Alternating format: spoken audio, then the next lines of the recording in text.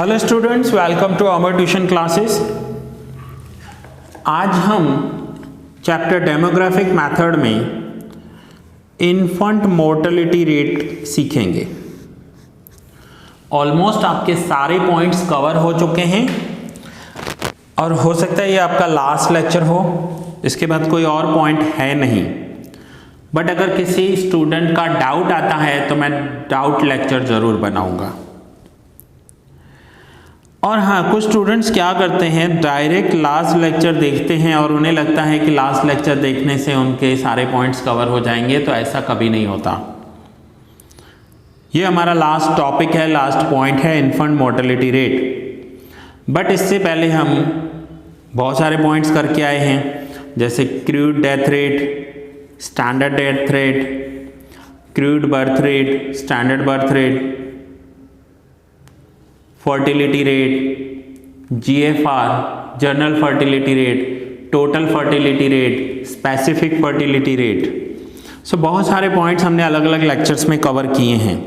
यहाँ हम infant mortality rate करेंगे।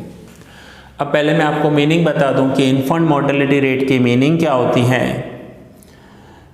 जो भी न्यू बर्थ होते हैं, जो न्यू बेबी होते हैं, न्यूबॉर्न बेबीज होते हैं, उसमें से कुछ बेबी, कुछ बच्चे ऐसे होते हैं जो 1 साल से पहले ही मर जाते हैं, उनकी डेथ हो जाती है।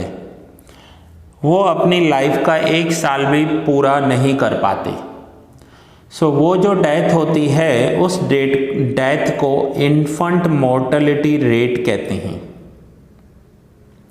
अगर हमें स्टैटिस्टिक को एनालाइज करना हो तो हमने देखा है कि जो डेथ्स होती हैं वो ओल्ड एज की ज़्यादा होती हैं, यंगस्टर्स की इतनी डेथ नहीं होती।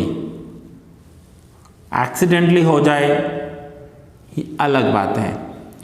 जो डेथ्स होते हैं वो सबसे ज़्यादा ओल्ड एज के होते हैं और दूसरा इन्फेंट्स के होते हैं, क्योंकि जो इन्फेंट होते हैं ना, उनमें डिजीज़ से फाइट करने की इतनी एनर्जी या ताकत नहीं होती हैं।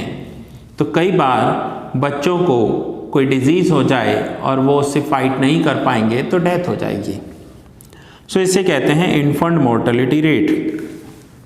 फॉर्मूला इसकी देखें तो infant mortality rate is equals to number of deaths among children within 1 year of birth in a region during a given year.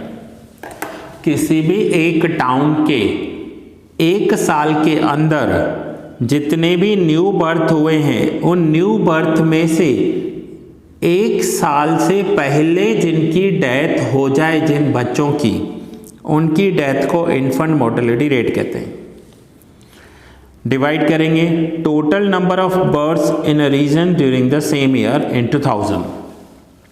अब एक एग्जांपल लेते हैं। सपोज कीजिए कि लास्ट ईयर किसी भी सिटी में 1000 न्यू बर्थ हुए थे और उस 1000 में से 10 बच्चों की डेथ हो गई, तो उस सिटी का इन्फेंट मोर्टेलिटी रेट जो होगा वो 10 होगा। सो ये इसकी फॉर्मूला है, डिस्क्रिप्शन दिया हुआ है। ये भी पर 1000 ही कैलकुलेट होता है। इन्फेंट मोर्टेलिटी रेट पर 1000 कैलकुलेट करते हैं। सो आइए अब हम एक क्वेश्चन करेंगे और उस क्वेश्चन के बाद आप इलस्ट्रेशन 5 होमवर्क में करोगे। पहले हम क्वेश्चन करते हैं, क्वेश्चन नंबर 29, और इलस्ट्रेशन 5 आपका होमवर्क में है।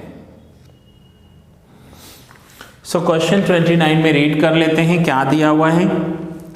In a town 2000 children were born in the year 2008 and of them 18 died within 1 year। 2000 में से 18 की डेथ हो गई। Find infant mortality rate of the town. उस टाउन का इन्फेंट मोर्टेलिटी रेट कैलकुलेट करना है। सो इन्फेंट मोर्टेलिटी रेट मैंने शॉर्ट में लिखा है, आपको पूरा लिखना है। कोई भी फॉर्मूला मैं शॉर्ट में लिख रहा हूँ, आपको पूरी लिखनी है।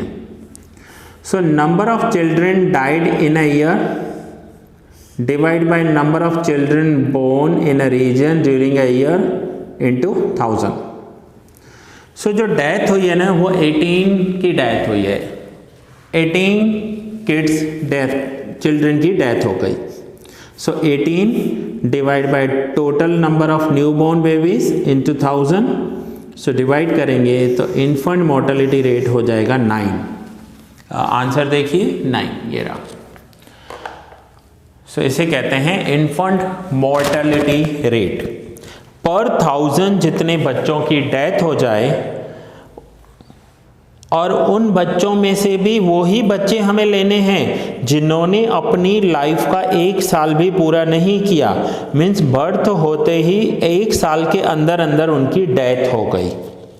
That is called infant mortality rate.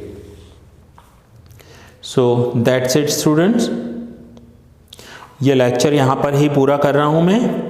इसके साथ साथ ही आपका चैप्टर भी पूरा हो गया। यहाँ पर हमने सारे पॉइंट्स किए इस चैप्टर में।